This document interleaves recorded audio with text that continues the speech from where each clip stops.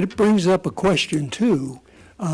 Since the two new board members have not been sworn in, does that mean that the former commissioners are still? No, because those terms ended anyway. Okay. Since those terms are ended and over with, they can't serve into the new year unless they specifically indicate that they want to do so. Okay. All right, so we'll move the reorganization of the board to February. All right, next item is the Highlands Residential LLC. Ron? All right. Good afternoon, board members, meeting of the, members of the public. Today we have an application on. It's RA-06-22 for a rezoning from single-family agricultural AG to single-family attached SFA, which is our townhouse district. This would advance the construction of a 342 unit single-family attached townhome development. It's a total of 114 buildings that are proposed on site. And we've proposed, or we've submitted to you a copy of the plan as well. You can see that it wraps around the V-plex. So this property address is 1739 Carrollton Villa Rica Highway. That's Highway 61. They're proposing to have a amenity area located towards the front. Two entrances and exits in and out, and a total of 114 buildings on site with a total of 3 units per building. And so the applicant is here tonight. If you have any specific questions for the applicant, we do have a recommendation in our ordinance. In our staff report here, we did recommend denial, and the only reason for that was because of the utility situation that's down there on Highway 61 that we've made know about, where we have a lack of ability for distribution for a lot of these pending projects. We've had a lot of discussions in-house about those different restraints to the utility situation there, and so until we can get or the applicant could get a sewer capacity letter or a letter that confirms sewage for them, then I have to recommend denial until I can confirm that we even have the utilities at this time. That's a pretty significant concern. And how can the applicant provide sewer capacity? That's the city's responsibility, is it not? Yeah. Unless of course, I mean, that can be handled through like a development agreement as well. There can be off-site improvements that can be worked out to be required. You typically, and actually it's even in our ordinance and in the criteria for reviewing a rezoning request from the state, that of course utility usage is pretty vital to most projects, and that's something that a commission would have to weigh, and in turn the city council would have to weigh when deciding if you want to change zoning or not. So it's certainly within our the bounds of the conversation tonight to ask these questions about sewer. And what about water? Would the north plant provide that facility?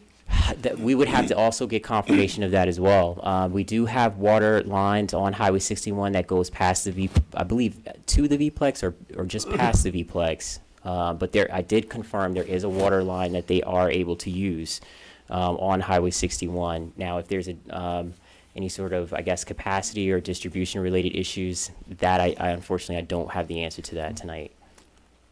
Mr. Chairman, Yes. I move that we accept the recommendation of staff and deny this application request. I would like to hear from the Developer. developers All right. before we do that, so. So are the developers here? They are here tonight, and they would be able to Okay. answer some more questions for you. Okay. Before they come up, though, how does the city feel about this development backing right up onto the V-Plex? No separation, no trees or, I actually haven't had any discussions that specifically are specifically related to any bufferings or specifically the distance between those two. We have talked about this with Tom and with other members of the administration, and they haven't raised that as a concern as of yet. But any buffers in our ordinance that is required would of course have to be there. The 20-foot landscape buffer around the site is required, but there is not a requirement for a buffer from the V-Plex as far as how do I say it? Essentially like a site buffer that goes all the way around the site that's like the 75 or we have various different buffers in our ordinance depending on if it's going to be bordering a commercial or industrial or residential user. And being that this is park space next door, there's no buffer that's actually required in our ordinance other than the 20-foot landscape buffer. okay. Then could we hear from the developers, please? Yes, sir.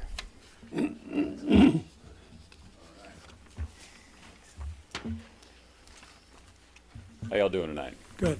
Good, thank you. Good. My name is Dave Lawful. I'm with Highlands Residential, and here to present this community to you, answer a couple questions. I mean, it's a senior living community. It says 55 plus, but oftentimes it kind of turns into Golden Girl housing is the best way to describe it.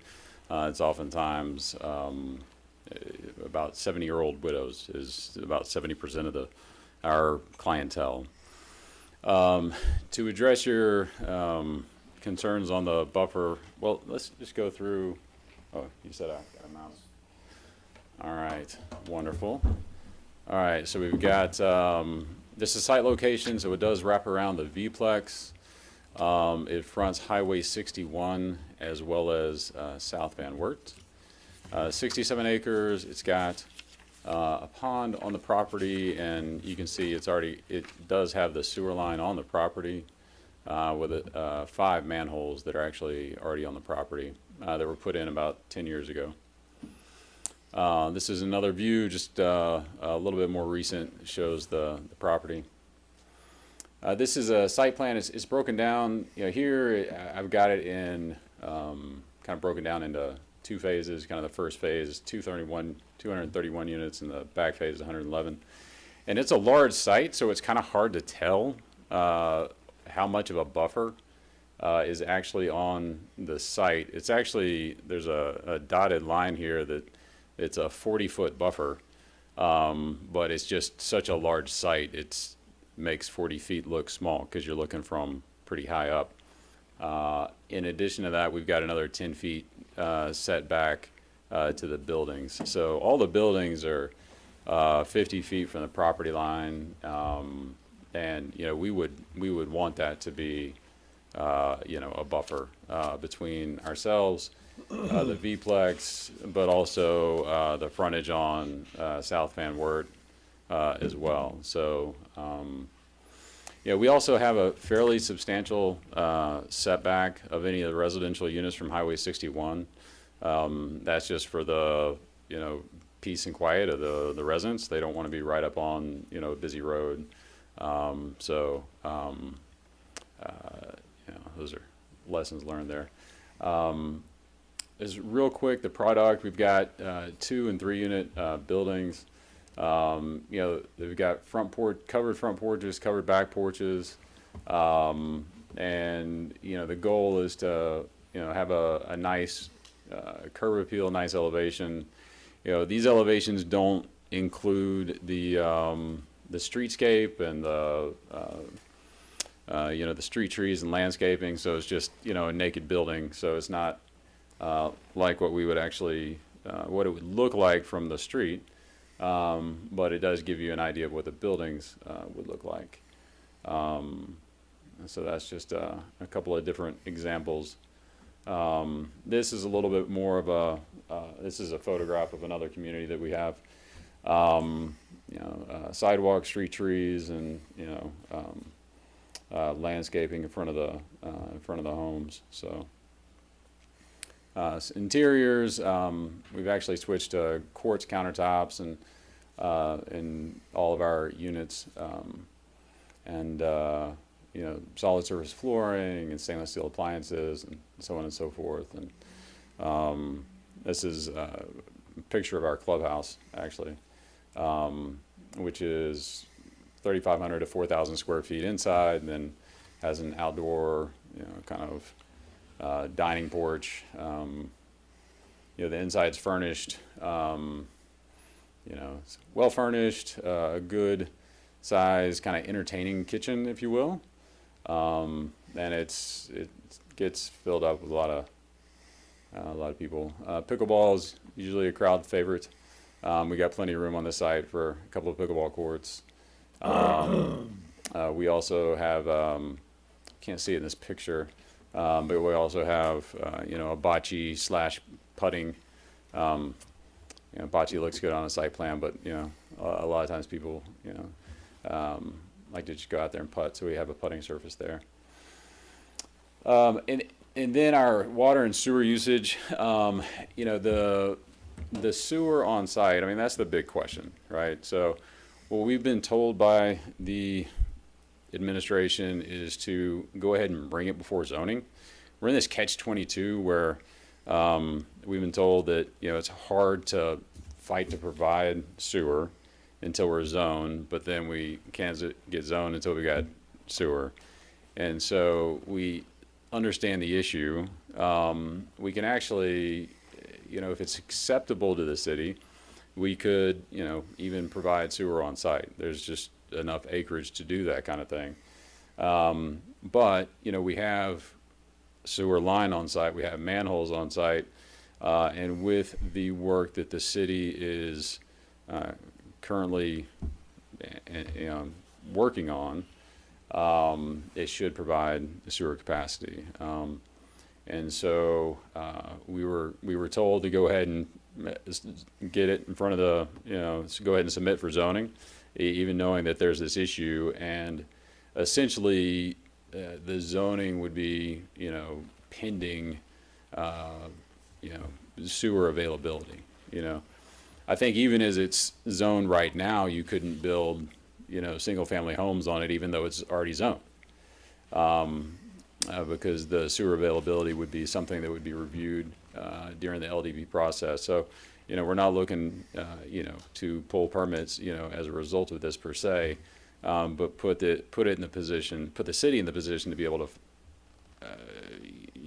better obtain sewer for the community as a whole. That's what we were told, essentially the process. And, Mr. Rogers may be able to speak more eloquently to that, or maybe not at all. One thing that's interesting for this use is versus a typical single-family home, like my wife and I, we've got 3 kids and they play sports and we're washing clothes all the time. Our Golden Girls, if you will, they just don't use as much sewer capacity as as my family does, and usually use about 20% of the sewer capacity of a single-family home. So, so it's a good use in a constrained environment, in that we would pay the sewer tap fees. We would start paying, obviously sewer, sewer usage fees. Bringing income which is needed into the system. But obviously before that even happened, we would work with the city to create capacity. And there's several options the engineers talked about that are viable, but we share your concern too, right? So I have a question. Yes, sir. Have you and the staff tried to engage in any type of developmental agreement to assist with the sewer? Or is that sort of come up later after you've submitted your application and you're to this process? Yeah, I think we were told that this was step one. So, you know, if we need to go back and work on, you know, that kind of agreement, that's something that we're certainly open to. Okay. And another question I have is, you represent, so your company is, you represent the owner Yes. of the property now, or the property that, if it closes, you're gonna purchase the Green Tree property? Yes, that's correct. So Highlands Residential is the owner, my company. And we would purchase the property from, Green Tree and develop this asset. Okay. Is there a member of Green Tree here tonight? No, it was his birthday, so Okay. we told him that he could take the night off. Sure. But yes. So I have some if he questions. had a question, I could relay it. I don't want to speak for him per se, but Yeah, I don't think you're gonna be able to answer my question. okay, fair enough. Some questions about the units. Yes, sir. What is the age restriction?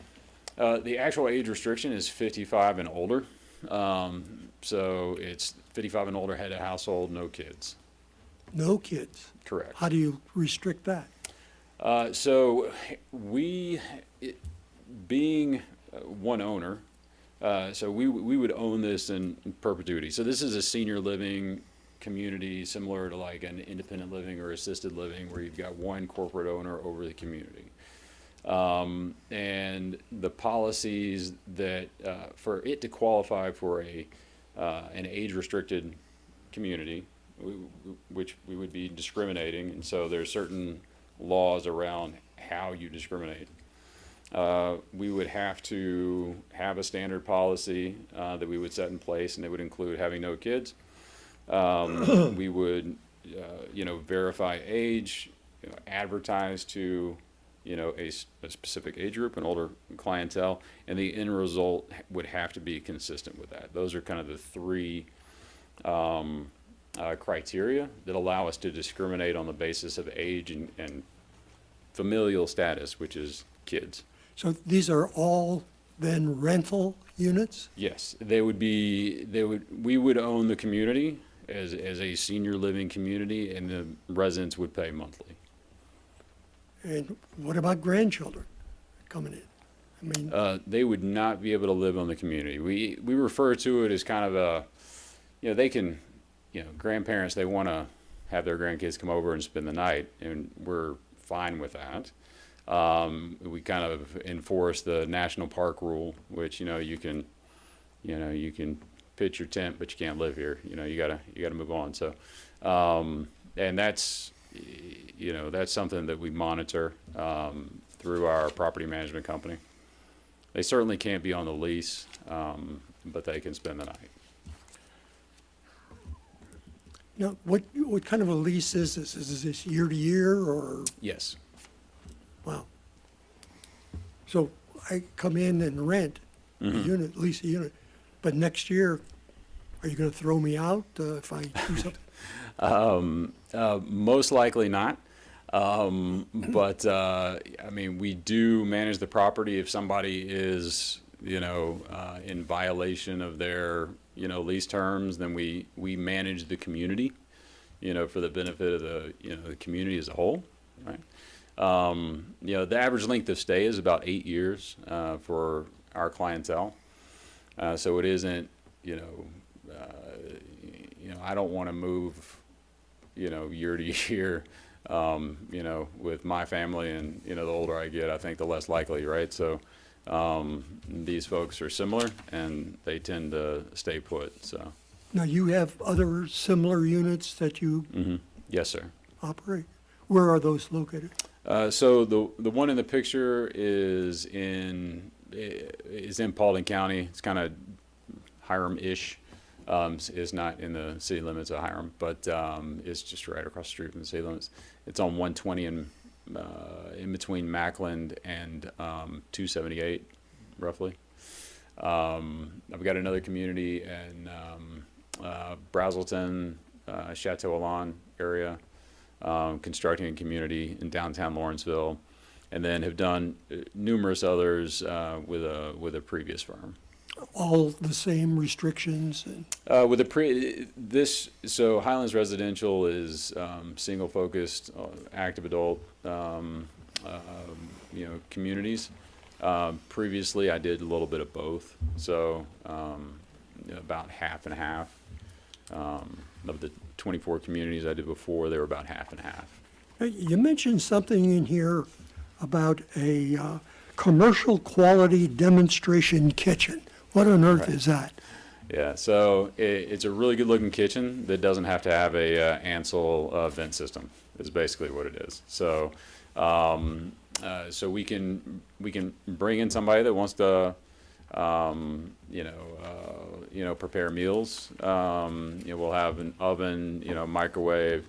We don't have like an installed cooktop. But we could set it up to do like pancake breakfast and things of that nature. So, Would this be located in the clubhouse or Yes, sir. whatever? yes, sir. And is there an HOA associated with this in addition? Well, the property management company, we have on-site management and maintenance. So, if you've got a problem, you can call and, we'll go fix it. We also, have people that help make sure that there are events and that they're attended, and that kind of thing, so. I live in a community that has an HOA and a clubhouse, and we're restricted from using the clubhouse. We can't use it. So, I refer to the clubhouse as the rest of your home. So, I'm pretty, insistent on that with our property management folks. That's, I kind of beat that into them, honestly. So they ought to feel welcome. And there's a little bit of a difference between what I often see. I don't know your particular situation, but a clubhouse oftentimes in an HOA is for like, pool bathrooms and, HOA meetings and open space for a birthday party. So, this is really meant to be, an extension of your home. It's got living areas. It's got, tables. It's got, a little library, fitness center, those kind of things. And, our property management is, it's not enough just to have an activity. It's got to be an activity that gets people out, and if they're not, we can't force people to come out, but we can do our best to provide quality activities where they want to come out. And, this clientele is usually pretty active. So a lot of people move in to be in community. What we sell is, what I tell our folks is, look, we're not selling homes, we're selling community, right? When you think of, I use the Golden Girl example because, they're always together, they're always having fun, they're friends, and that's what we want to see, so. Now, do you control, you're responsible for the roads in the development? Yes, they would be private. Okay. Because you will have an input of residents every 4th of July when the city puts on its fireworks, and Yeah, that's going to be yeah, the residents will have a front seat for those. but yeah. I suspect there's going to be a lot of traffic in. Probably a lot of grain. Yeah, it's a gated community, so we can kind of control the traffic. But I'm sure the family's going to want to come over and sit in the front yard and not have to deal with the the more crowded space, the B-plex, probably running over time. So. Well, again, I appreciate the comments on the sewer, but I am really concerned about the water. Yeah. I mean, we have a lot of building going on in Villa Rica, and water is an issue as far as I'm concerned, for not just, south of the city, but throughout the city. It has not come up as an issue in our discussions with the city, but it's certainly something that we can raise and ask the question. So I frankly don't know, but we will absolutely try and get an understanding of that situation. Yeah, I just want to say that, just piggybacking on the July 4th event that the city hosts annually, that's a great opportunity for communities that are nearby to piggyback their own community celebration as well. I know our neighborhood does it, and that's a real positive benefit that we get out of it. Yeah. Out of the It's a great site, it's, I think being with the park, I mean, you're gonna watch your kids play, baseball, soccer, whatever they're doing over there, as well as the community events, so I think it's a fantastic, location for sure. Tom, do you have any questions? Mr. Chairman, I'd like to ask staff Okay. All right, a question. if we have any further questions, we'll bring them, but Ron, could you come back? And I did want to provide a time period for Tracy, the director of our department, to also have some say on this as well. He has some more information in regards to the water and sewer situation. Okay. Tracy, if Tracy. you could, thank you.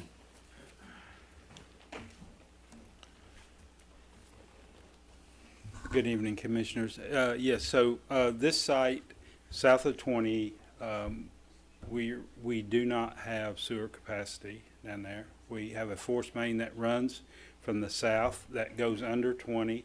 It's an 8-inch pipe. It's at full capacity.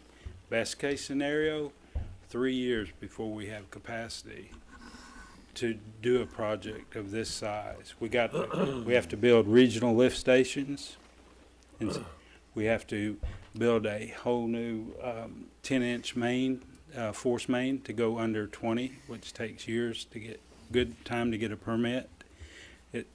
So what I've talked to our utilities director, Tom, best case scenario is 3 years. There's no, that I know of, and I've talked to them, there's no on-site ability to handle the sewer here. We're just out of capacity. We've got 3 other applications that actually came in before this application also that wants to build south. And Yes. they've been denied too. So as far as water capacity, we have water capacity down there. We have to buy a little bit of water from Carroll County. I think we run 2/3 on our own, and then we purchase water. But the sewer capacity is the issue here. Great. This would be great to have this kind of community down there. It doesn't impact the schools. Be great for the South Tad if we ever get it. But realistically, we can't do it. I mean, if we go from, and this is just our recommendation, if we go from ag, residential ag, which limits the amount of houses there, to tripling the amount of homes that are going to be there, which I know they're smaller and, no children and all, but still, I mean, what we've talked about in pre-development meetings is the sewer is the issue here. Nothing against the development, so. So Tracy, is there anything that could be reached, a developmental agreement that you can foresee, or a discussion, even if it's for a future plan, that would benefit this application? Well, there's so many ifs, right? If we get this, if we Right. get that, to make the amount of money that it's going to take to improve sewer capacity south of Interstate 20 is a lot of money, and we just don't have it yet. If we don't, Another higher question- than me's working on it, but I'm just saying we do not have it. I mean, that's why I recommend solely on the fact that we've got several other great developments we'd love to see there. This is a great development. This is just, would be awesome, but we just can't handle it. The I other mean- question I have for you, Tracy, is on item number 2. I don't have it. Okay, on page 10 of 14. Whether the zoning proposal will adversely affect existing use or usability of adjacent or nearby property. So you know, my concern is Green Tree has other property that I understand is available or for sale. I don't know if it's listed or what. Right. On the other side of South Van Wert, for possibly a different use than what it's currently zoned for. And one concern that, or one question I have for the applicant, is, are they willing to possibly have an impact on what they may try to do with their property on the other side of South Van Wert when out of 342 units of active seniors come to the podium to oppose a project across the street? I mean, is that something that's been thought of or discussed with the property owner? Not to my knowledge, no. Okay. What about the thought about traffic control? I mean, we've got all these developments, ingress, egress from 61 is Right. going to be an issue. I would think they would have to get a regional traffic impact study on all these developments if they progress forward. That would be in the next stage of it. Yep. Okay, a lot of concerns. Yes, sir. Thank you. Any other comments or questions that commissioners have to staff or the developer? Well, I've spent a pretty good amount of time looking into this because I really do like the project. I think one of the sister developments is Hardy Springs. Is that what the applicant was referring to over there next to the Hardy dealership that went up a few years ago? It's a very well done, tasteful product. And as a senior development, I think we have a need for that type of housing. The challenges though are very, very real. Yeah. And till you're ready for a motion, that's what I have to say. Need public hearing also for the public comment Okay. period. All right, let's then turn to the public for comments, opposed or approve this recommendation. Good evening, Commissioners. Dr. Nancy Mims, and I know I'm not sworn in yet, but after getting the packet and looking at everything, I do have some questions. Yes, the sewer is important, obviously. We have a house that's on almost 4 acres, and I'm looking at 5 units per acre. And I'm looking at my place, like 20 houses on my acre, or 20 even apartments on there. And then the idea that it's 55 to whatever. What kind of people are going to be moving in there as retired people? I would not live there. I'm 81 years old. I'm a retired college professor, a lawyer, do research and everything else. And I took a look at every single word on there. And I wanted to know who is going to live in there. And I would really be concerned about the 1-year lease and the people who are moving in there. Will we be able to bring in your own furniture? Or in 1 year, are they going to have to move out because they didn't meet somebody's requirements? I guess, I've got a lot of furniture. My husband and I have been married 60 years, and I don't want to give up my furniture to move into someplace that's got some super type of oven in there. So, and while it looks good, even in other ordinances, it says 16 trees per acre.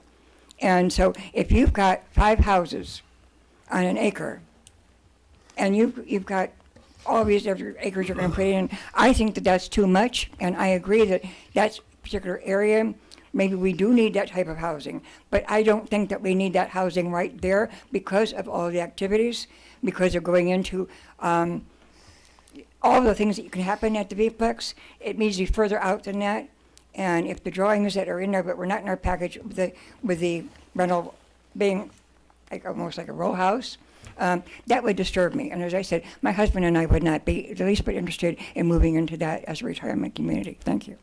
Thank you, Dr. Mims. Any other comments from the public? Mr. Chairman, I Wait a minute, review. wait a minute, Tom. Go ahead. Yeah. Oh, is there another one? Excuse me. Doug Lang, 262 South Cow Road in Villa Rica. I had a number of items that I guess I was concerned about after having read through the packet.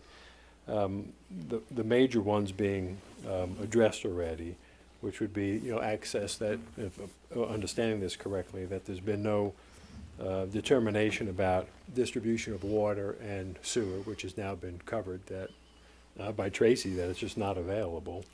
And the other concern, or one of the other major concerns I had was about, again, also mentioned, about no acceleration or deceleration lanes. That is a 55-mile-an-hour highway. At some point, 60 mile. It varies from 55 to 60 miles an hour. And It's, in practice, it's about 70, 75. yeah, I'm talking about posted and then Yeah. plus 10. And then you've got seniors not having any place to go and having to either make a 45 or 90 degree, whatever, was set up there in a gated community, and now need time to open up the gate.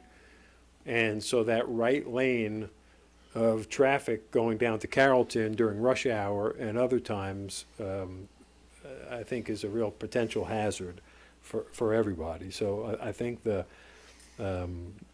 I guess it's a state road, so it'd be GDOT and with the city, but, something like that would really have to be, looked at also. And I think there was some other things in there that just, caught my attention that, and if everything I had was up to date, is that it's unclear that if all the buildings meet the buffer requirements from the pond, the runoff pond, and if that's not the case, if they don't meet that and it's a runoff pond, we get a lot of rain, could that be a flooding issue for some of the houses that are closer to the pond? The other variances, other ponds, I think, are there 2 other ponds that need to be infilled, I believe? Yes. Are there infill ponds? No? Okay, thank you. And then there was issues about the total acreage being provided for open space and the amenities. Right now, I guess there was only 2 of 3 that are actually approved, and the council would have to approve the 3rd one. So the big ones were already covered, but I just wanted to mention the other ones. Okay. And I'd like to know, I know I'm just making public comment, not allowed to ask questions, but I'm just curious, I'll propose this as a rhetorical question, is if it's an owner-operated property and it's 55 and over, and if for some reason, as Dr. Mims mentioned, she just personally wouldn't be interested, what happens if this area just, people don't respond to it? And then you find that you only have 25% occupancy. Do you then change it to 18 and over, or is that locked in? Does the company make that? Does the owner make that decision, or is there some commitment with the city for that? Because if it's 18 and over, then you do have kids and more cars and more traffic and noise and stuff like that. Concern. Thank you. Thank you very much, Doug. Any other comments? If not, refer back to the commissioners. Mr. Chairman, I renew my motion that we decline this based on recommendation of staff and some of the comments we've heard here, ingress, egress, and availability of utilities, with the proviso that the applicant knows they can bring it back in, but it sounds like it's going to be 3 years before this project is, before the ground is in shape to be, to have a project of this scope approved for it. So, as much as I regret doing it, I move that we decline this request. Is there a second? I second the motion. All in favor? Opposed? 2 to 1. All right.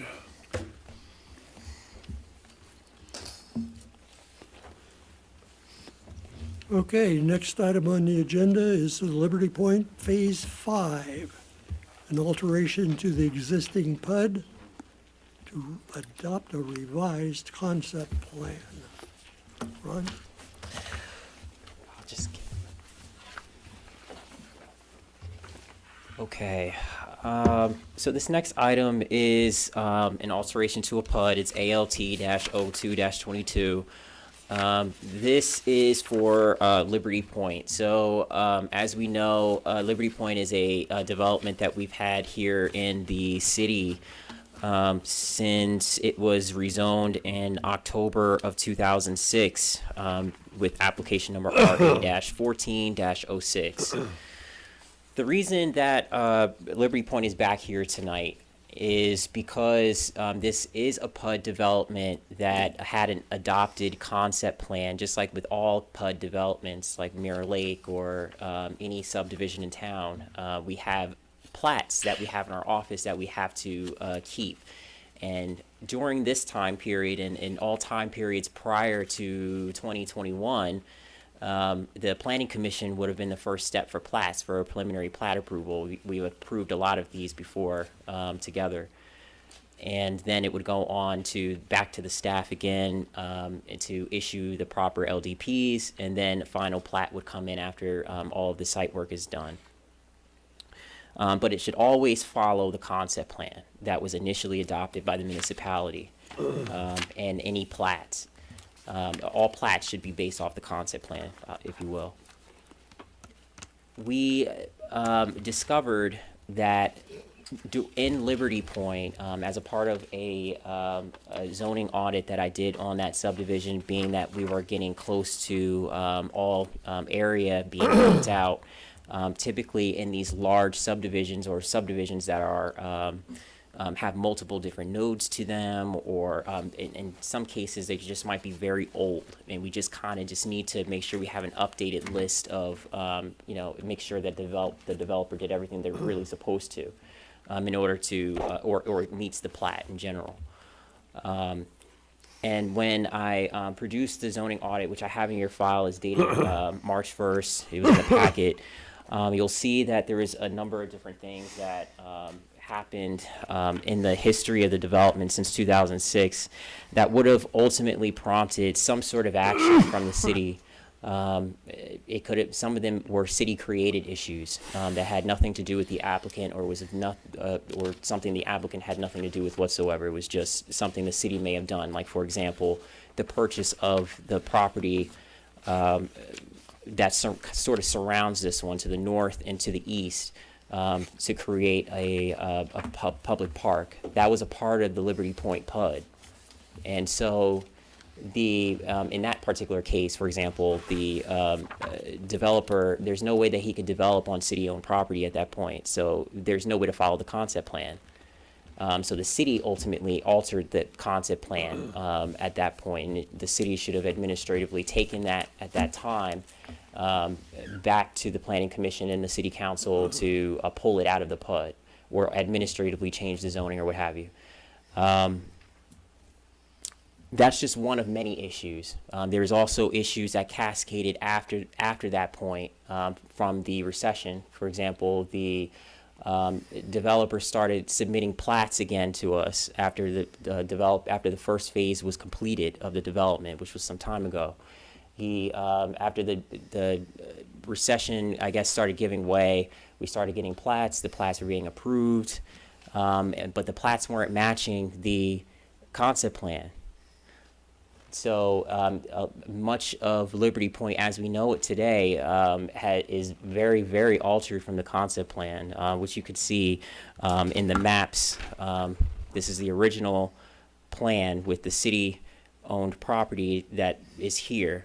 But Liberty Point, as we know it, is just this one section here. That's the only section that's left. And so in order for us to allow for him to, the developer here, to move forward this development, close out of the development, because we're now on the 5th phase of it, which is the final phase.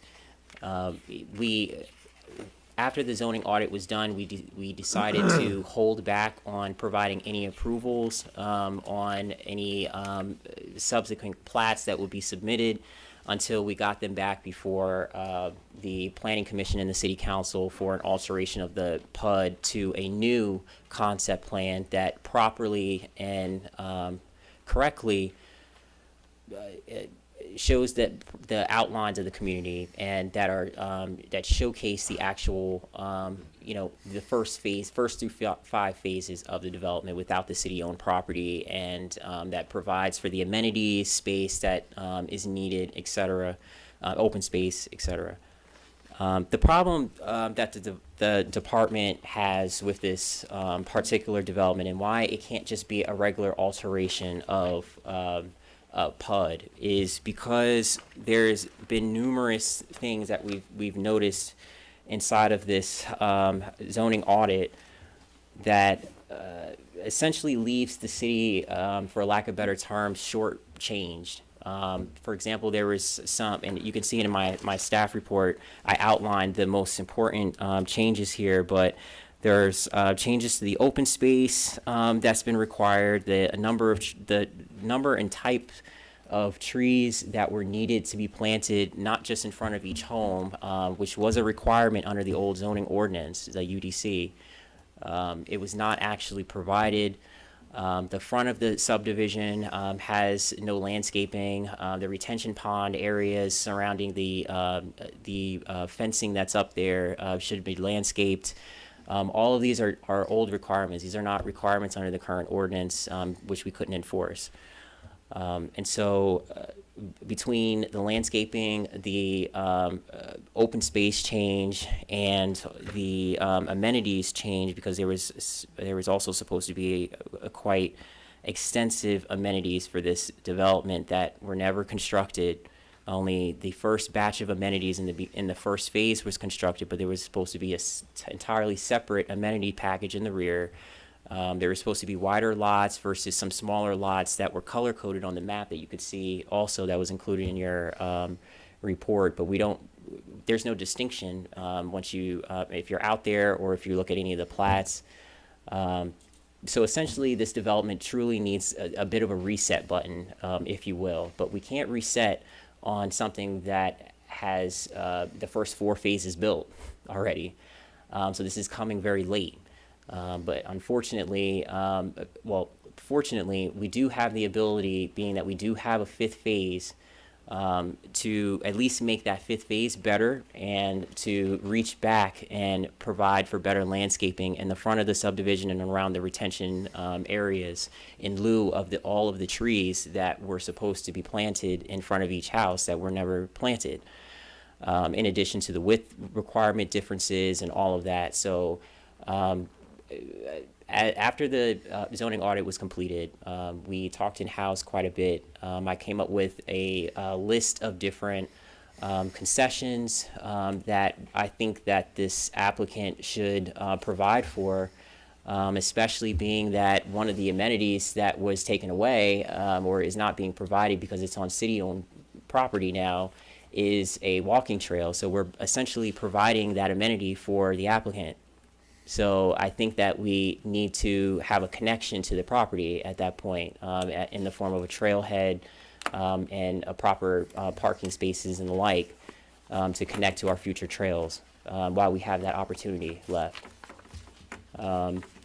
There's a number of other concessions here as well. I'm also gave some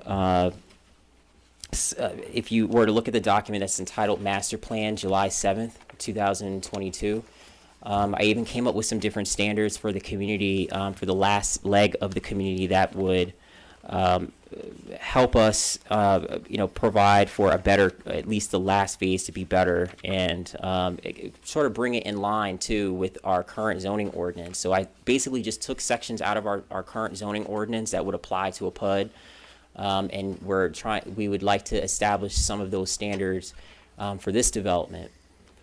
So that would have been some architectural standard related stuff. It would be related to all development standards essentially in our ordinance, Chapter 7 of the ordinance.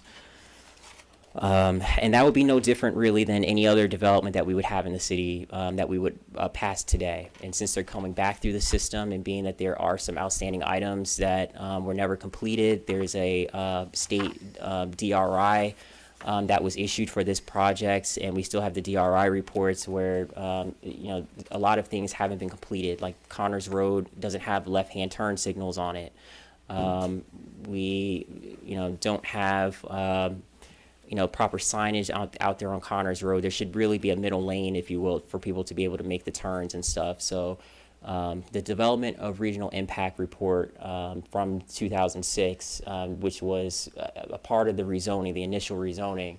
The only condition that we had or as a part of that rezoning was to follow the development review, the DRI's recommendations, and they haven't been able to do that in its entirety. So with saying all that, the applicant is here tonight. And he can speak also to a lot of the history surrounding the project, at least from his perspective as well. But from what we know and what we've been able to research, this was a single zoning application by one entity for 2 lots, which is one is the city-owned lot, one is the one that was retained by the applicant. There was a series of different financial related things to where the property was changing hands back and forth and ended up back with its, I would imagine the original owner, being that it is the same last name, if you will. I think it's a Trey Robinson and a Robbie Robinson. So it was changing hands between the 2 entities and a bank as well. So the city of Villa Rica stepped in for the second half of the property. I forget the date, but it was relatively recently in comparison with the history of this entire thing. So as of today and as of right now, the staff is recommending, denial as the applicant has set out for, as far as they have or will explain to us, as far as what they're trying to do as far as the 5th phase. What's being put in front of you as far as the 5th phase from the applicant is the same plan that we denied last year for the same number of homes. It's the exact same plan. But we have to responsibly, as the staff that's inheriting this, and to set the city out for a better future. We talk about walkability and different things of that nature. There's opportunity here, even in the worst circumstances. There's always good opportunity to be made somewhere. So this is the staff putting its best foot forward to get better architectural standards, get better site standards, get buffers around the site, what's left of the site, and get better landscaping in the front near Connors Road. Better traffic improvements for Connors Road, and a trailhead and a proper parking lot in the 5th phase for our pending walking trails. This whole proposal is a mess. I went back, this started in 2003. Yeah. And it's been, parts have been approved. It's a mess. Now you say that phases 1 and 4 have been completed, they've been approved, but there's nothing being built. It's like a war zone down there with all of the dirt moving and whatnot that's going on. And again, I have problems with water for this area. Does the north side plant have the capability to handle this? I have a problem with traffic. When parents start dropping off and picking up children at Mirror Lake Elementary School, it's almost impassable now on Connors Road. But with this addition, and whatever the number of houses is going to be, from 700 to 200, it's crazy. And a question I would have is, if we do not approve this phase 5, what happens? If the phase 5 is not approved, then there's the applicant would have to go back to the drawing board, essentially. There's a number of things that can happen at that point. One, either he cannot develop the rest of the property, which is the easy one, but there's also, he can wait. I believe there would still be a waiting period. I know this is an alteration to a PUD, but I'm not sure if a rezoning, because with a rezoning, it's a 1-year waiting period for the city. I think it's 6 months for the state, but the city has a year. But I'm not sure if that also is for alterations of rezoning or alteration of PUDs also. But in either case, he would have to, there's no way that he can move forward without the approval of the city council at this point. You know, and there's going to need to be some coming together, I think, in order to get that accomplished. There may need to be a new development agreement. There is an existing development agreement for this property, where it's essentially the same points as within the DRI, but it expands some of those different points a little bit more. But that also is still outstanding as well, and that's a legally binding document. You know, I think that we just ultimately need to, you know, revisit that document as well, not just the rezoning. So those are going to be two different things that happen in tandem, essentially, with one another. But again, there's been a lot of construction, not construction, but a lot of activity down there with dirt moving and, Yeah, there's the first 4 phases were approved. You know, they've been approved now. I want to say the 4th phase was approved sometime in maybe early 2021, maybe 2020. But all of those houses should have been completed by now, being that it's so far down the line. Now we're in 23. But there really shouldn't ultimately be anything going on there now, because there's no plat that's been approved for the 5th phase. Mr. does the Chairman? commission have any questions of Ron and staff before we talk to the developer? Tom? Go ahead. I do have a question about the parcel that, and I followed your chain of title the best I could. Oh, Thank you for that work. Looks like it went back and forth, like you said. So, Yeah. the city does own that parcel 0000001? yes, we And do that- own and that 01. remains? Yep, Was there an agreement before when that, transfer took place? I mean, I could read the language on your report, but that doesn't tell us what really happened, or, for the development agreement. well, how did the city get the, Oh, yes. was there a give and take? No, from what I Somewhere. understand, the property was lost, or a bank foreclosed or repossessed looked it, or something of that nature, and it was turned over to the Southern Land Trust for conservation purposes, and they deed restricted the city portion when they turned it over to us to operate as a passive recreational park. To only hold it for those reasons only can be used for those reasons only. Thank you. May we have the developer? Sure thing. Come Yes. Yes, sir. Good afternoon, and you're right, it is a mess. This thing's been going on since Your name, 2008. please. Oh, I'm sorry, I'm Paul H. Robinson Jr. Everybody calls me Robbie. This is my nickname, and we're the developer.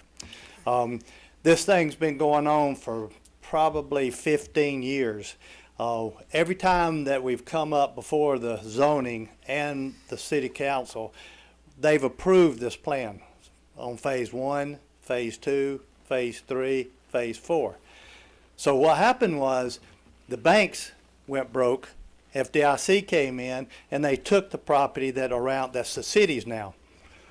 But it went to a land bank, just as he has said, as Ron said, and they donated it to the city for tax purposes and whatever else they did.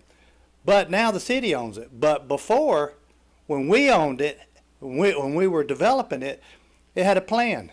And our plan has been every single time we've come up for units 1 through 4, y'all have approved that plan. Now we came up to unit number 5 to complete, and unit 1 through 4 is completely finished, been finished for a year and a half now. We've been trying to get this phase 5 done since last February. So we learned about this, and Ron's correct. He's done his homework and he's done his work. But with us, we're kind of caught in the middle, because all this land that was given to the city is great. It works to our advantage for our community because it's going to be a nice passive park there. But it doesn't have anything to do with what we have done there, because technically the city should have been in with us on our development on the plan as it went through Unit 1 through 4. As of last year, y'all approved it based on this plan. We came up with unit number 5, and it's like the trees in there. I'm the developer. The builder is supposed to put trees up. That's their job. But the city never required them to do that. So it doesn't fall on the developer's responsibility to do that. When we had the last phase done, we have a minimum of 60-foot wide lots. Those 60-foot wide lots are the maximum that's required in this particular zoning. And all the lots are 60-foot wide. There's no 40-foot lots in there. So the HOA has been running this association for the past 10 years. And, you know, and they've been doing a good job. They have a double tennis court. They have a big Olympic swimming pool. And they have a clubhouse there. And a nice parking lot for overnight stays. But that's for 202 customers. And the city approved it in phase 1, phase 2, phase 3, and phase 4. So now we're into phase 5, and they said, oh, wait a minute, now let's all back up and let's change all the rules. Well, that's just not fair, gentlemen. It's not fair to what we've got out there. We're at the last phase at the very back of the subdivision, and our hands are tied. You know, and now since they've held up my little 37 lots in the back, they've approved a 250 lot subdivision across from me, where you're talking about all the mud and the rain. So why didn't they stop them? I mean, you know, if it's a problem with water or sewer, the capacity is there. We should have been first come, first serve. So I don't know. We're kind of at a wit's end here. You know, it's you can come in and say, okay, hold me up, and I'm being held up by a gun, and y'all say, okay, change everything on the front 4, but just to get the back 5. It just don't make sense. And I'm sorry. I'm at y'all's mercy. So I mean, you know, y'all tell me what I need to do. I've always followed instructions. I've been doing it for 55 years. I know I look a lot younger than that, but it's you know, I don't know what to do. Ron is a great guy. He's a great planner, and he's doing his job. But I'm kind of caught in the middle. Well, So- in fact, that's why I asked, if we don't approve this, what happens? Yeah, I mean, I just lose the money. I mean, that's not even the problem as much as it's just not fair. It's you know, I feel like the stepchild, you know, that gets left out at the dinner table. You know, I've done my job. I've done everything that y'all have told me to do. Every single time I've come up here and been approved by y'all and been approved by the city council, I've done everything I've said I would do. And we get to the last final phase, and they say, nah, we're fixing to change all the rules now, and y'all go back to you know, the start of the subdivision. So, I mean, listen, I'm at your mercy. I have no other avenue. So y'all just tell me what you want me to do. I appreciate that. Questions? No questions? Okay, thank you. Back Thank you, to sir. Can we revert get to Ron stuff. to address? Yes. A couple things there. First, thank you, Robbie, for his comments tonight and for coming this evening. He mentioned a couple of different things here. One, he did mention Connor's Landing across from his property. That's a development that, of course, was a part of Mirror Lake's rezoning efforts last year, or was it 2021 now? We did have to go through an alteration of rezoning for even that property in order for them to start building, in addition to all the other sections of Mirror Lake that's unfinished. So essentially, we did do this process. We did do it for Mirror Lake, and it was actually to where the property owner out there and the city were able to get together and resolve the issue before it got to an alteration of rezoning application. And if I recall correctly, the city was the one that actually did that application. It wasn't filed by any developer. And that's something that we would even extend, we would extend that to any developer, anyone that has an existing subdivision that they, where circumstances either changed with them or on them. And we extend the same exact thing to Robbie tonight, and we've done so in the past as well. So I think that we can work through some of these different issues. It's just the way that unfortunately, the way that where we are now, as a responsible staff, we have no choice but to bring this back before the planning commission if we know that it's not following the concept plan. So I understand he's stuck in the middle of that, and there's been various different things that has caused the scenario today. But in order to get out of that, we need to be able to come up with some sort of agreement on what the standards of the fifth phase should be. So am I understanding if you were able to have some more time to work with the developer, would any progress be made? Our door is completely open. I would definitely invite the developer to sit down with us to try to hash some of these things out to see what is able to be worked on.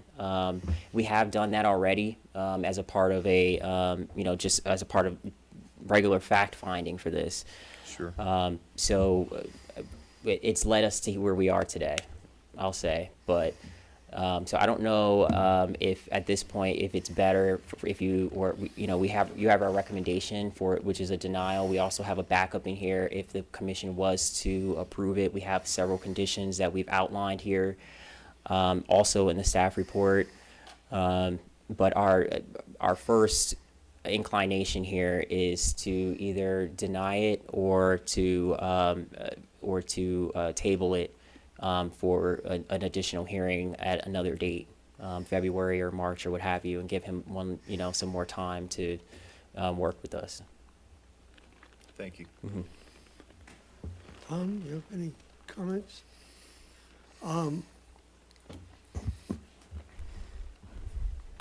It's a mess. Yeah, it's a mess.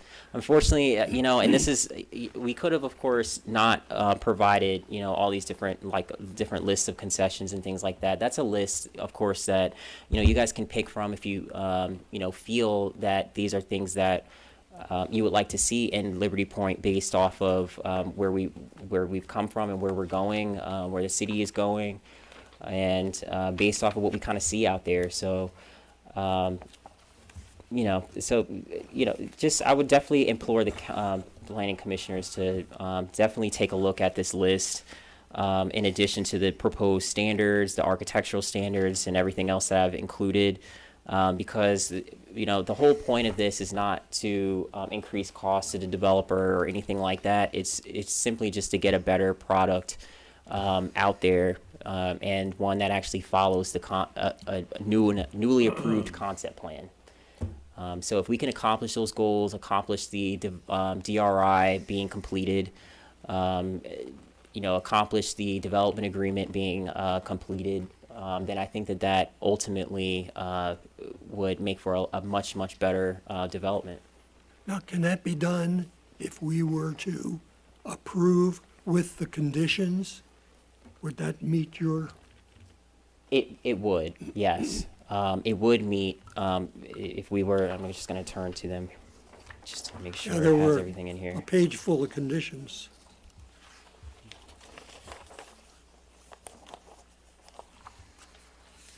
Yep, just scroll down. More. There you go. Okay, I'm just going to review them just to make sure that we have everything in here.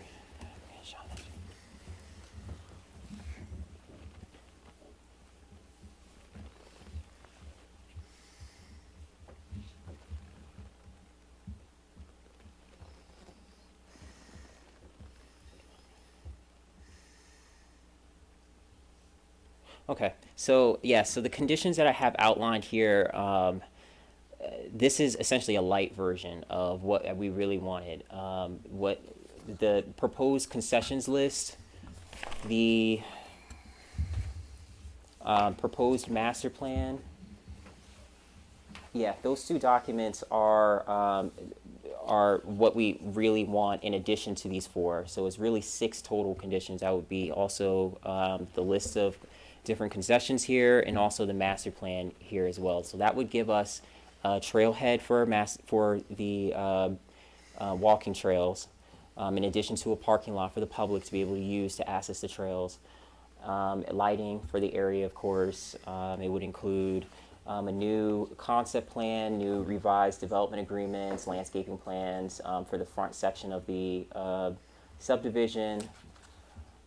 Let me see. It would include a non-disturbance buffer of 25 feet around whatever portions of the property is left that the developer still controls, which would be just the 5th phase, and in addition to off-site turn lanes, improvements on Connors Road, bicycle racks at the amenity area, new tree and landscaping installations around the retaining pond and the amenities area. From what I understand, all that area has been turned over to the HOA.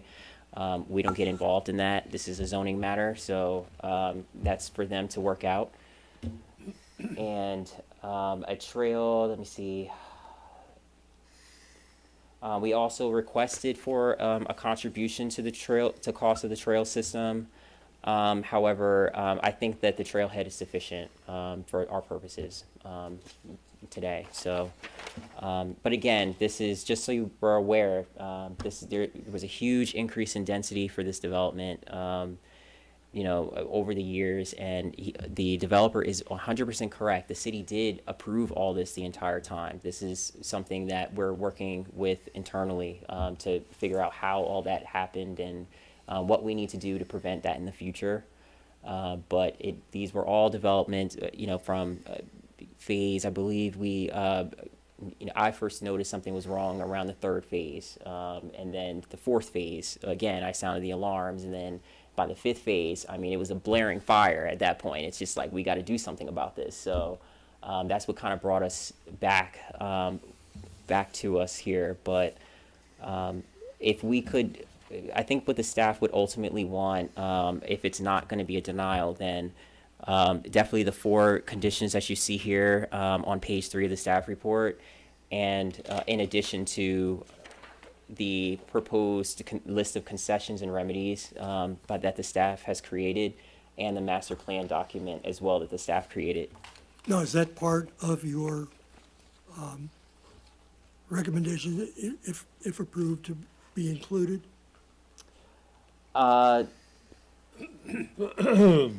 Yes, it would. Mm-hmm.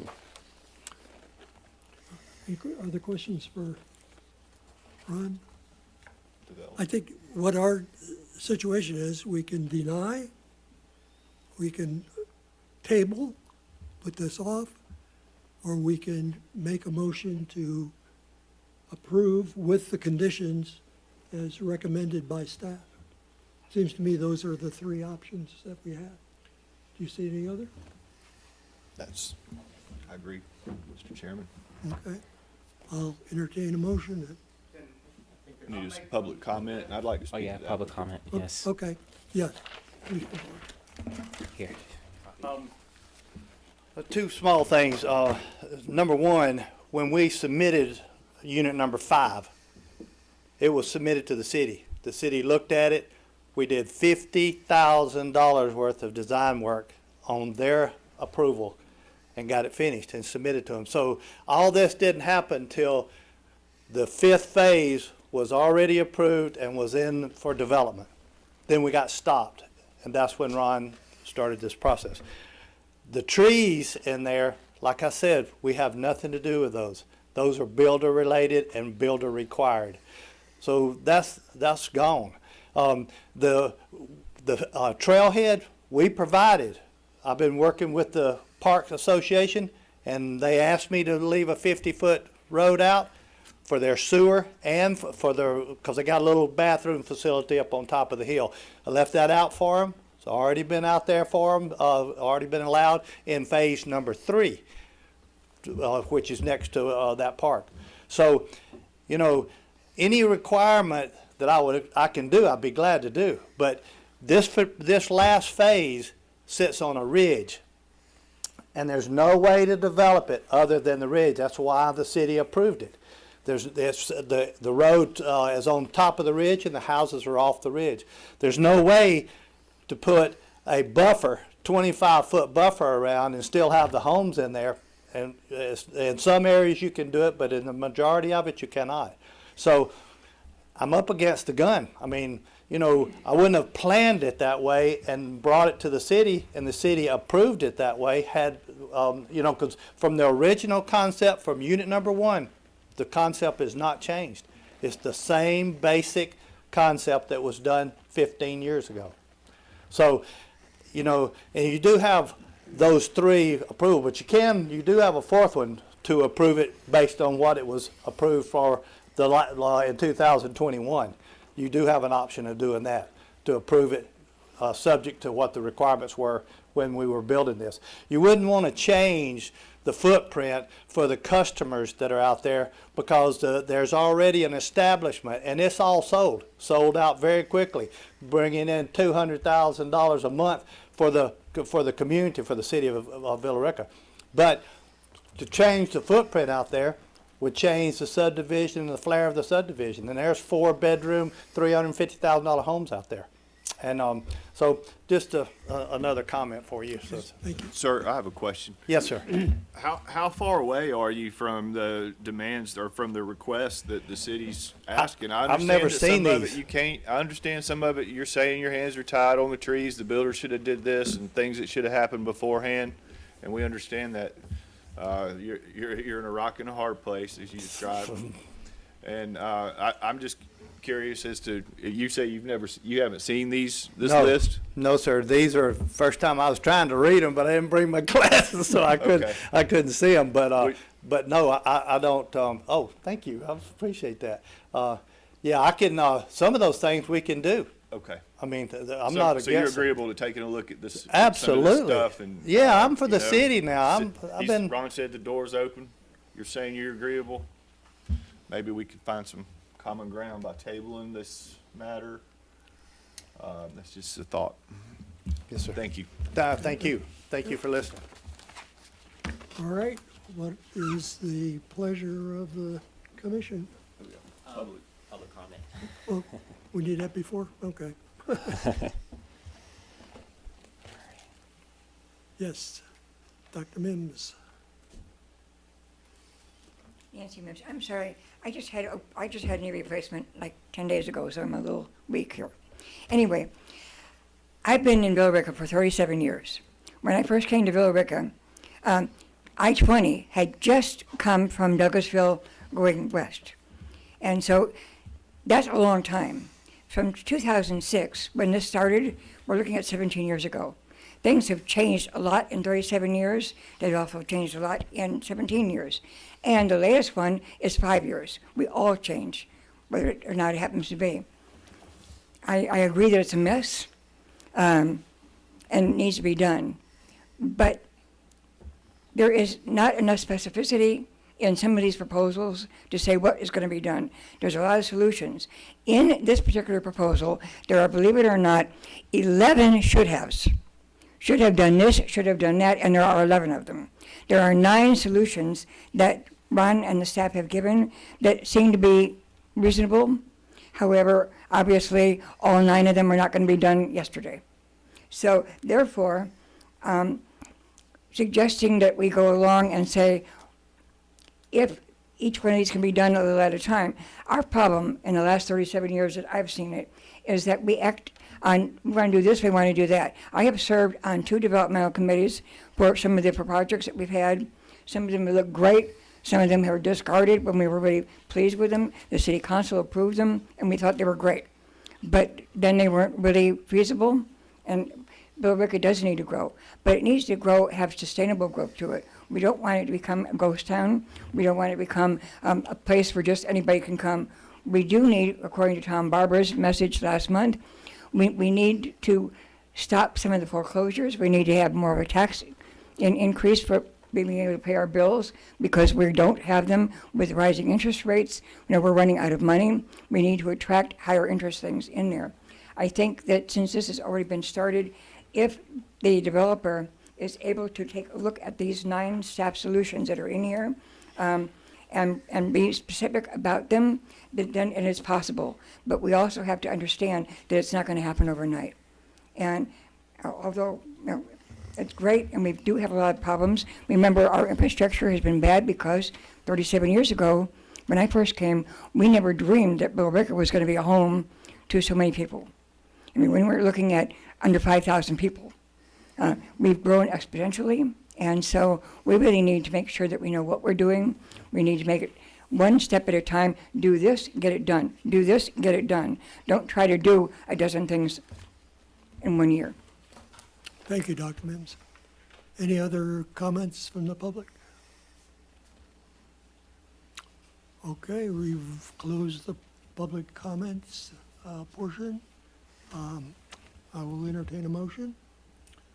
Mr. Chairman, I'd like to make a motion that we table this application until the March Planning and Zoning meeting to allow time for staff and the applicant to come together and do like some of the public comment mentioned, is to just detail and define some of these issues that are the holdup. Okay. Second the motion. Okay, there's been a motion to table until March. All in favor? Okay. Well, hope that helps both sides, because again, looking back at what's happened, and it goes back to 2003.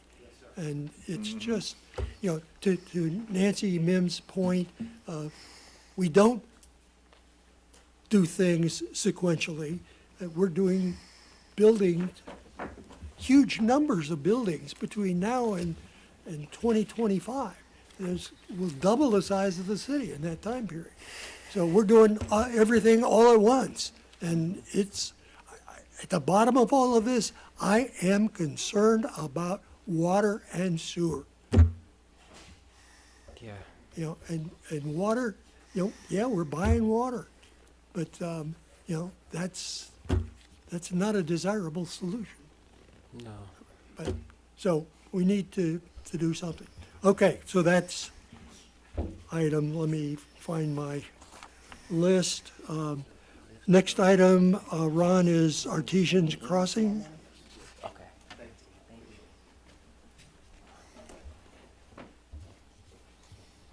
All right. So our next item, which is on. Excuse me, just 1 second here.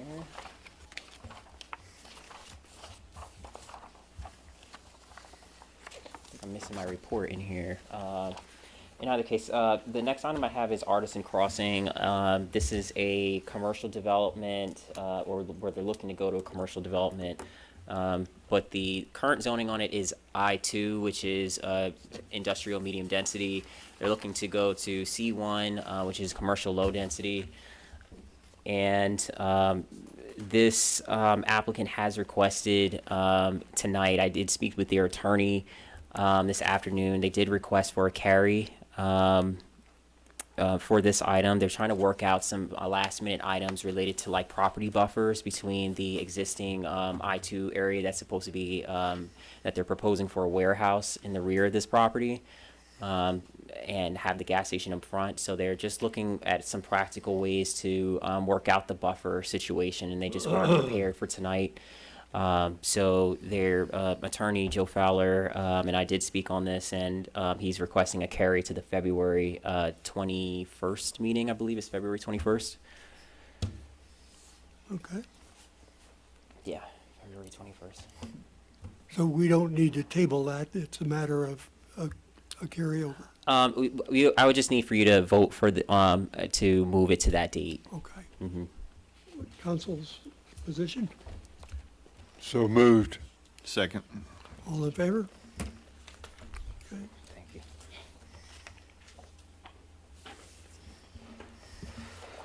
I think the hard stuff is out of the way.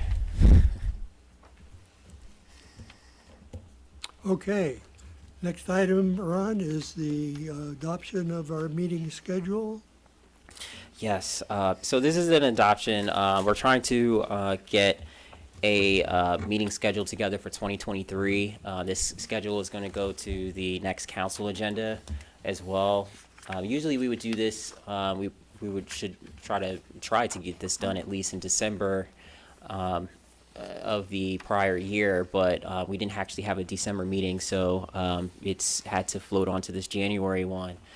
But this is basically just no different than any of our other schedules. All I did was just change the dates to coincide the way that they did for last year. So still third Tuesday of the month for planning commission meetings.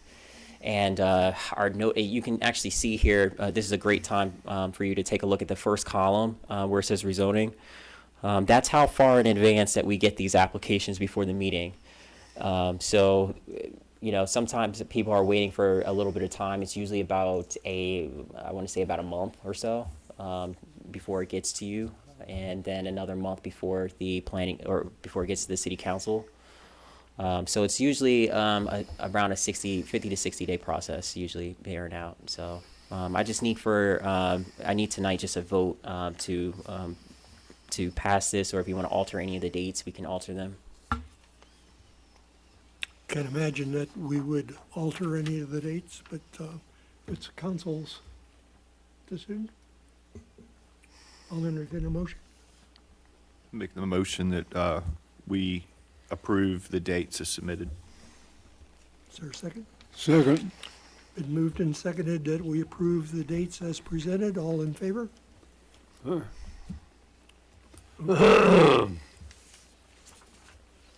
Okay, that was unanimous. Okay, revision of Chapter 2 of the zoning ordinance. All right, so for this item, right now I'm going through the zoning ordinance to look at making changes to the ordinance based off of the chapter that the whatever it is located in. So we're starting off to where we'll have a new chapter every month come to the commission and to the city council. So this is the first two chapters, being that we have 13 total chapters in the ordinance. We needed to double up on 1 month, so I said I'll double up on this month and just go ahead and do 2. But I didn't have any changes for the first chapter anyway. I'm proposing to keep the first chapter the same. It's just your standard language for just general purpose stuff. So looking to keep that the same. Now, as far as Chapter 2 is concerned, this is the Planning and Zoning Commission section, also the city, the Director of Community Development section, and the City Council section. So there are some changes in here. None of them that are, at least for the Planning Commission section, are really anything that you're not familiar with. I only struck through one section, which is decisions. It says approval or denying plats, replats, and amendments to plats consistent with the Georgia Planning Act. So with our commission, we already voted last year that plats aren't actually approved or denied by this commission anymore. Only rezoning requests and what am I missing? I think it might just be rezoning requests. But those are the decisions for plats, for preliminary plat that lies now with the staff, and for final plat that lies with the city council. So there was no reason to keep that language in there. And then if you flip over to the Community Development Director section, I just removed where it said Administrative and Plat Committee because we don't have one. That's actually our Technical Advisory Committee. So before we set up our Technical Advisory Committee, the ordinance was passed, right, back in 2020. So that was the working wordage that we were working with at that time before we assigned a real name to the committee. Who is the Technical Advisory Committee? That is made up of myself, that would be Bobby Elliott, the city engineer, Tracy Jarvis, community development director, the gentlemen from the fire department, Nick Turner, who helps us with fire reviews for Carroll County, and Janet Chumley with Main Street, and John Bain, yes, with water and sewer. Okay, so the next page is pretty marked up here, but it's the same thing. It's just technical review committee on the first one, and then we took out the language under letter N, number 3. The Planning and Zoning Commission shall be responsible for approving a coordinated calendar for the TAC committee. So I don't know what the purpose of that would have been, because the TAC is a staff, it's all administrative, so we would know our schedules best, I think. So we just essentially, we schedule these things every 2 weeks. It's on a rolling schedule. It's every 2 weeks on a Wednesday at 10 o'clock, same place. So I don't think that language should be there. And then number 3, they're appealing a decision of the director. I got rid of the exception that's down there below. It says recourse from the decision of the Villa Rica City Council shall be to the courts as provided by law. And then it says exception, recourse from the decision of the director regarding administrative review of development plans shall be appealed to the Planning and Zoning Commission. That does not align at all with any of the other wordage in the whole ordinance. It specifically states in Chapter 11 for appeals that any appeals are to go to the city council. So if you know, Tracy or I make a decision, it can be that we think that you know, whatever it is that we saw, we had to go out one day and someone wanted to apply for something and we said no to them.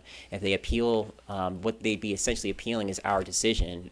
There's no paperwork that they submitted to us at that point, but we would require that, and then it would be brought up before the city council as the appeal authority, because they're the legislative authority for the city. And then section 2.04, the Villa Rica City Council section. This is the only one that really kind of had a substantive change, if you will.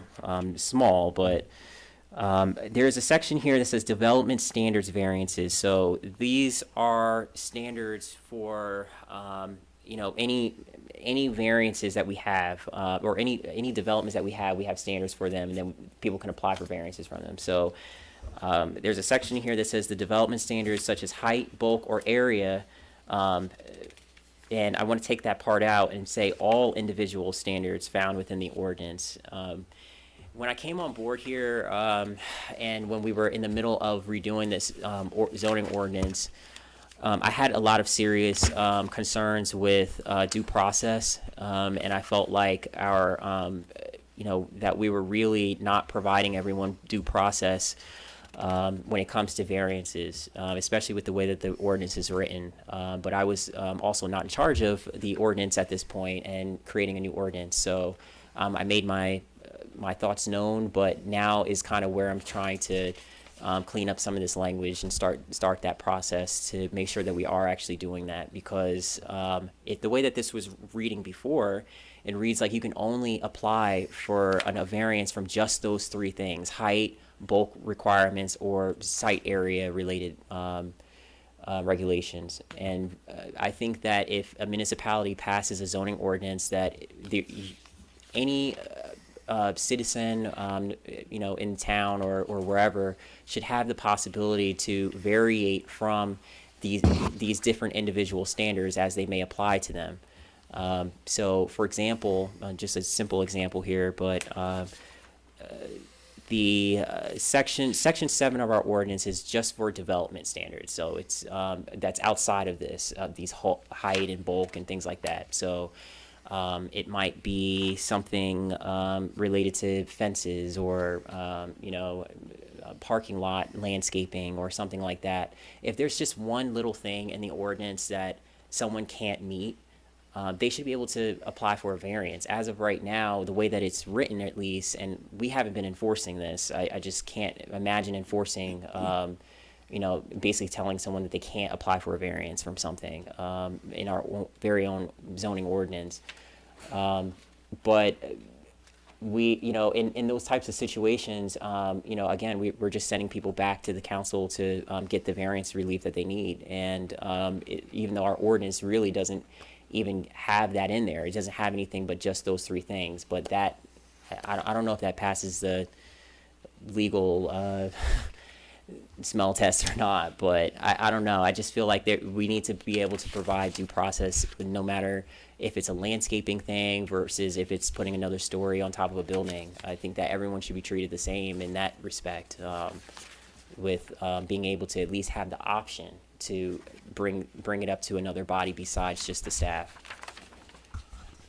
So I just wanted to change that language in there, make sure I slide that there. But that is that just cleans up and basically gives us the approval to do basically what we've already been doing. So the rest of that there, variances shall not be granted from standardized procedural or administrative policies found in the ordinance. That I want to stick by. So if we have a policy or a procedure that we have to follow in the ordinance, then someone shouldn't be able to apply for a variance from our process. They should be applying for a variance from standards specifically. So we want to make sure that we have a distinction there. And let's see, I think this might be the last. Oh, no, there's two.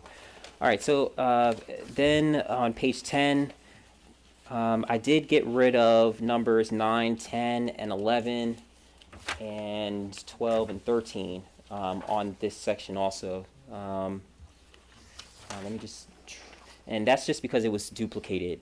I have a copy that has, in our current zoning ordinance, all these sections are just duplicates of what's above it. If you see that, starting with rezoning. Mm-hmm. Are they set to the letter? To the exact letter. I read each and every one of them, one after each other, and they were the same. So, so that's basically what I have, for now, for this ordinance change. Next month we'll do section 3 of our ordinance, and then we'll continue on from there. Ron, I'd like to go back to Section 2.02, Planning and Zoning Commission. Before this current zoning ordinance was initiated, there were discussions that planning and zoning were going to be 3-year terms. And then it got changed. And my question is, all of the other boards and commissions, to my knowledge, are all 3-year terms.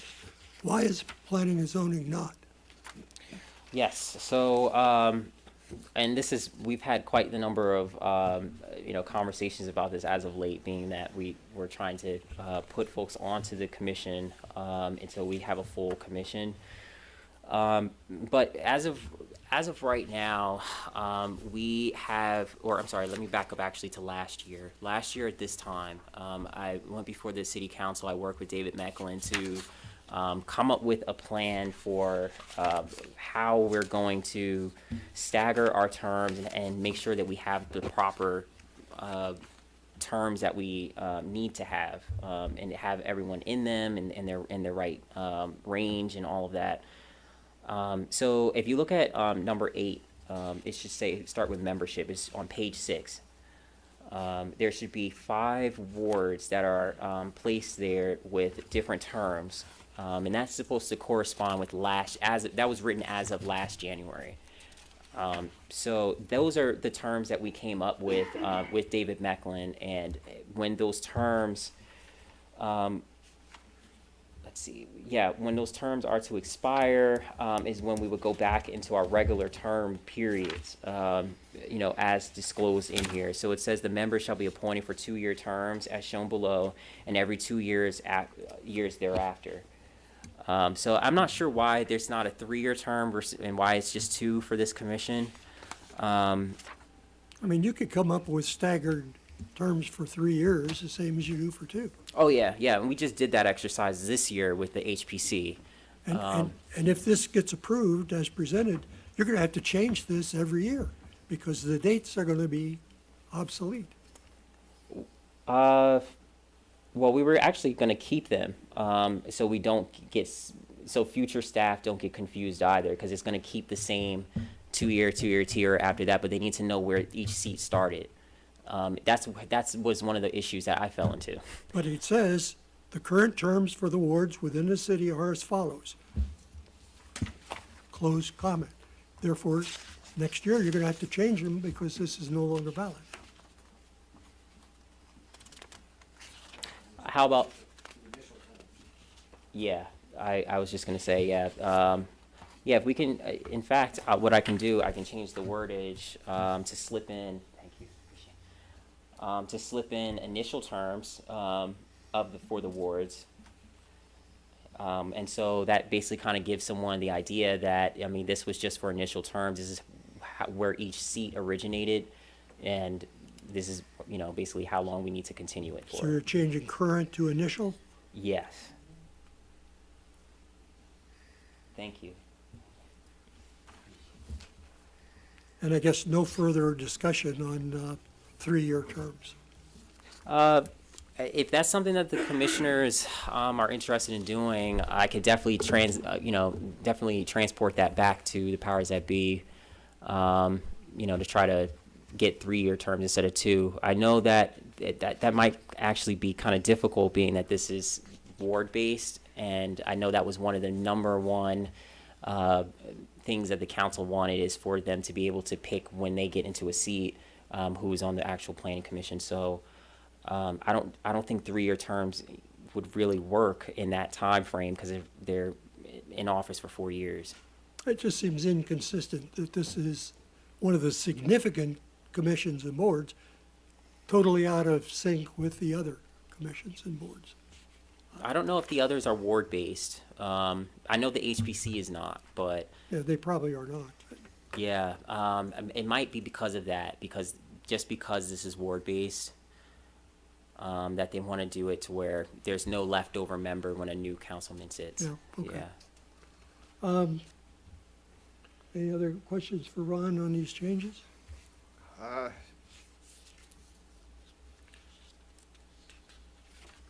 I think, Ron, I think we've been over this maybe the last time or one of the other times where we've made these changes. And, the concerning marks to me are on section 202, 9.6, and on 2.03, 3.A.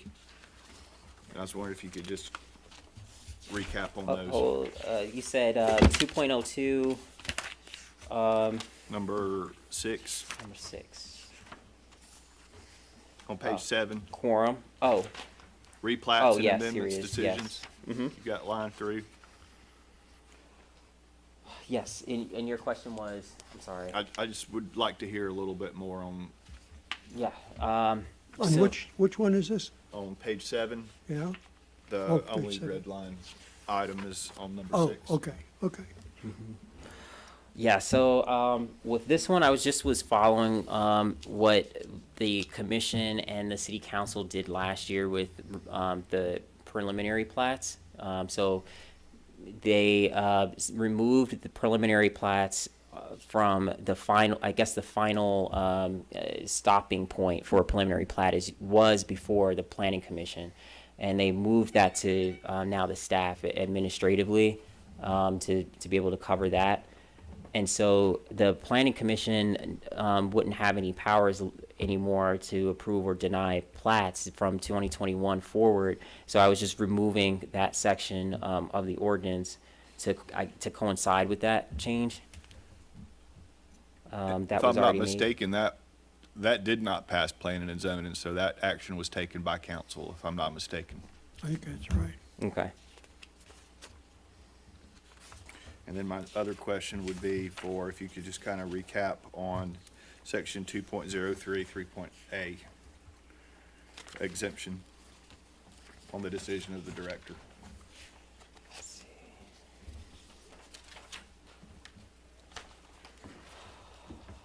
What was that item? Page number 9, item Yeah. number 3A. Okay. Oh, okay. Okay, yes. The Planning and Zoning Commission shall be responsible for approving a coordinated calendar for the Administrative and Plat Committee or other advisory review committee. Down on number 3, the Oh. appealing decision of the director. Oh, yes, number A. yes. So recourse from the decision of the director regarding administrative review of development plans shall be appealed to the Planning and Zoning Commission. Yeah, so all of our appeals, like from chapter 11 of our ordinance, it states that appeals from anything that's administrative, from like, when we're reviewing developments or, when we're making a determination in the office on anything, basically. The people have the, ability to, appeal that. That's a part of providing due process. And that in chapter 11 is outlined as, that appealing body is the city council, and then the city council can be appealed at Superior Court. So the Planning and Zoning Commission, is, not involved in that process for an appeal here. It's usually, that's taken for a legislative body, not a quasi judicial body in Georgia. So, yeah, so that's kind of where I ended up there. Thank you. But it seems with these changes and P and Z not being involved in initial plats, this kind of change, there's a further diminishment of Yes, the responsibilities I of agree. planning and zoning. And, you know, why exist? I can't. Other than it's, state, you know, I wouldn't say, I don't know if it's state mandated or not per se.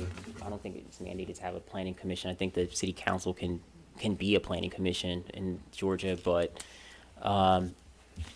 you know, they are powers that are designated to a municipality. We do have the power to zone and for zone controls, and establish zoning districts and comprehensive planning. And so, as a part of that, if the city council sets up a committee, even if it's just recommendation only, that's not out of normal. I mean, I do believe that is state law here, that it is a recommendating committee. I don't know if any planning commissions in the state actually make finalized decisions on rezoning matters, because it's a legislative decision-making process, but there are also some planning commissions that are combined with zoning boards that have powers to hear variances requests and stuff. So that's certainly a possibility, you know, at some point if that's something that the city wants to do. But as of now, I just had to clean up some language. Basically, as the city grows, and I understand that what council action took was adverse to what the planning commission recommended on this, when this was heard before. However, if the council, as the city grows and the workloads increase, basically by putting this, like changing this language, it effectively takes away the option without reinserting new language back in here if there were to be a different decision by council on hearing appeals and whatnot. Is that accurate? Yeah, yeah. I mean, either section 11.11 would have to change, the one that they're referencing in here, or the one that I struck out, essentially, you know, because they're at odds with one another. Right. Well, and we'd asked previously that you present to council our consideration for taking some of those responsibilities. Yes, and I've had some conversations behind, you know, within the administration about that request. To what end? I have not been given any orders to make any changes. Okay. Any further comments or questions on this item? What is the council's, We don't have to have public comment, do we, on this? no? Mr. Chairman, let's Chairman. move on to the next item. Well, but we need to Yeah, approve we need public comment. this change. We do need public comment, the attorney says. Oh, you do? Okay, all right. Well, I open the floor then to public comments. Ms. Mims? Usually we're not standing up, but to the city people who are here, and for us in the future, and we don't have any developers here, but I was under the impression that Medicare would pay for doctor's appointments, to go for an appointment. I discovered today that they don't, unless you're gonna go to the hospital or you're going to a nursing home. And I just had surgery, 2 weeks ago. I have a doctor's appointment in the morning, and I have to depend on neighbors that are not working. And what I was told by Medicare is that Wheeler does not have a senior, facility or to do, if you're in a senior community like, you know, the Highlands or whatever, where they already have a community in there for doctor's appointments and stuff, that's one thing. But we're growing, and we have a lot of homes that are being built for seniors, but there is no transportation for them. We need to be on the lookout to bring somebody in who will have not just an ambulance service, but something that would provide transportation for seniors like me. With my husband being disabled, he can't drive. So, with no family here, I have to depend on other people to take me to an appointment. But it just dawned on me this morning, we don't have facilities, and the state says no. They got them in other places, Cobb County, Paulding County. Wheeler does not have a place that people could call to get assistance. None, zero, none. So just be on the lookout for it and thinking about it, because if we're gonna grow, we need to have that particular transportation ability too. Okay, any comments on the adoption of the Chapter 2 of the zoning? I see none. Okay, back to Commissioner. Mr. Chairman, I'd like to make a motion Yes, that we approve the changes less and accept page 7, section 2.02, item 9.6, and less and accept page 9, section 2.03, item 3.a. Second. it's been moved and seconded that we modify the revisions of the zoning. All in favor? Aye. Ron, did you get those changes? Yes, sir, I did. It was approval 3-0, with the removal of, that one portion on page 7, the decisions, and page 9, subsection 3A, starting with exception. Correct. That's right, okay. Okay, good. All right, Thank you. I have no idea what this next item is, a presentation to commissioners. Yes, so I had a presentation that was planned for tonight, but because of the late hour and we're heading almost to 8 o'clock, I'm gonna actually ask if this item could be carried to the next meeting in February. But I'll give you some background on agree. what it is too, if you don't mind. Being that we have 2 new commissioners coming onto the commission, and being that we haven't done this in the past, I thought it was a great idea if we kind of go over what some of the, I guess, rules and regulations are for the commission from a state standpoint, just from a regulatory standpoint.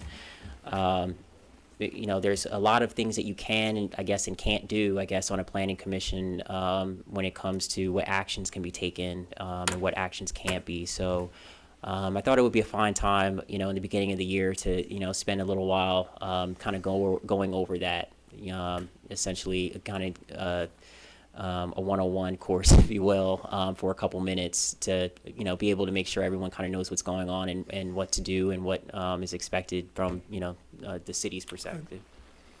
Good idea, good Yeah. idea. Now, have you presented the state training sessions that are available? I know there was one that was recently requested that I had no interest in, but Yes, it's a 101 course that's been started up. So I think, Renee, you sent that out to everyone now. Yeah, I don't know if we had anyone that signed up, but we will send it to the new members Right. as well. all right, other staff comments? That's it. Not. Do we need a motion on that item?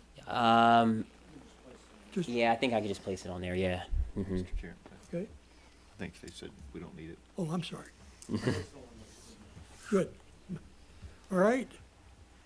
Ron, anything else? No, that's it. That's all I had. Well, it's been a full evening. Any other public comments on anything? Seeing none? Mr. Chairman, I move that we adjourn. So Is there a moved. second? All in favor? Well, we are under 8 o'clock, All right. but not by much.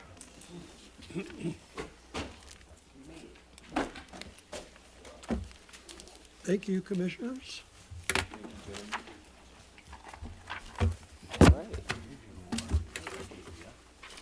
Oh, this is yours.